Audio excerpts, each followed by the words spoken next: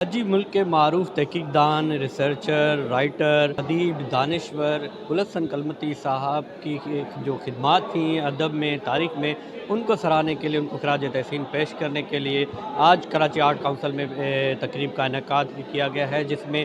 ملک بھر سے جو ہے ماہرین نے شرکت کی ہے، مختلف یونیورسٹیز کے پروفیسر ہیں وہ بھی شریک ہوئے ہیں، ان کی فیملی جو ہے وہ شریک ہوئے ہیں۔ گلستان کلمتی یک مزن نام ہے، مزن شان ہے، ایک کرد کراچی ہے۔ کراچی ہما فرزند ہیں کہ آیا کراچی ہر درج کدار ہرچ کو ہرچ کور ہرچ کو ہے آیا شواز کتا پولتا و تاریخ درگت کا آیا مزنے جو آئیے کار جو منی نز ہیں آئیے مزنے کار اشیں کہ آئیے تاریخ اما پہلو کے زمین تہاچ شتا درگت کا آپ تیسرا کدی قصہ نچارتگا۔ گلستان کلمتی نے جو کتابیں لکھی ہیں ان کا زیادہ تر حصہ ہے تاریخ پہ۔ یہ تاریخ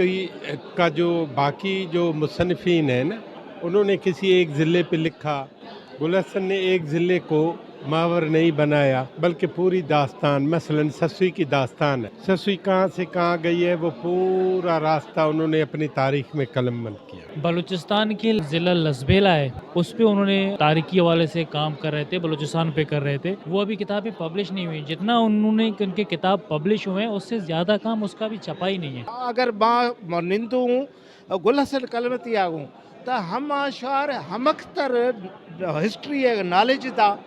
کہ شاید ہم کچہری دے یک لیکچر بھی روی میں گڈاب کی سائڈ پہ وہ موکھی متارا جو شاہ عبداللطیف بھٹائی کے شاعری میں کلام ہے اور ان کی ساری داستان ہے، ان کو انہوں نے